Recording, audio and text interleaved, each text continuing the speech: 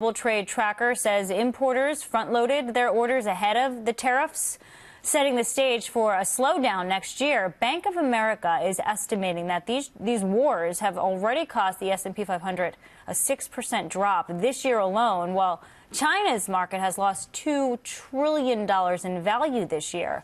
So we bring in Ambassador Terry Miller. He's the director of the Heritage Foundation International Trade and Economics Center to break all of this down. Ambassador, thanks for coming on. I guess our question is how bad does it get before it gets any better in our negotiations with Beijing?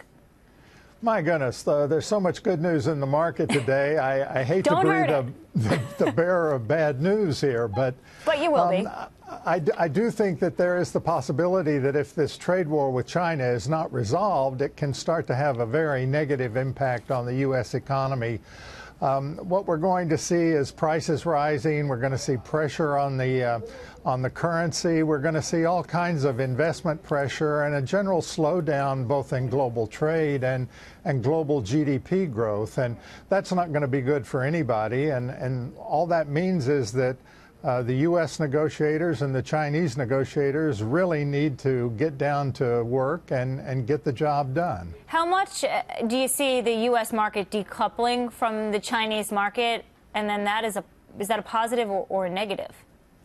Well, I don't think there's going to be massive decoupling.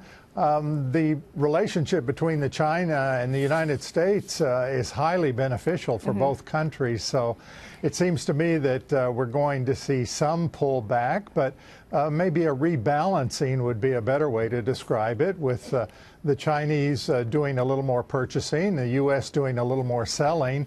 That should be something that President Trump likes a lot and maybe could be a factor in getting this trade war resolved. It doesn't seem President Xi is that willing to negotiate, unfortunately. A lot of folks say that's because he doesn't have to worry about term limits or getting reelected. So it begs the question, is an uneven playing field better than perhaps no playing field? Well, I think the playing field, the more we get the governments out of trying to influence this playing field, the more level it will become. I'm a great believer in the power of markets to get the prices right and get the buying and the selling right. President Xi is in a very strong position, but he's not unassailable. He has to deliver jobs for his people. He has to deliver a high growth rate for the Chinese economy. And those are very real pressures for him, just in the way public opinion is a pressure on the president and his team in the White House. So I think both sides have an incentive to get something done here. Ambassador, you have not killed the rally. The Dow is up almost 4%, so you've actually encouraged it, sir. Japan, an ally of the U.S., is set to cut tariffs on several U.S. allies, including Australia and Canada, in just a few days, and then again in February for many European countries. Do you see other alliances forming without the U.S.?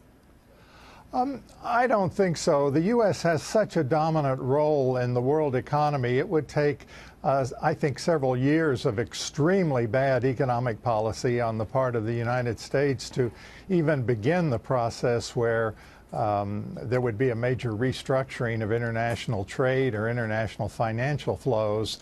These moves by the Japanese government should be very welcomed by everyone, and I think will be good for the Japanese economy, and a stronger Japanese economy will be good for us as well. All right, and on China and the trade spat that we've got going on with them, are you optimistic for 2019 or no? I'm pretty optimistic. I think there's a lot of pressure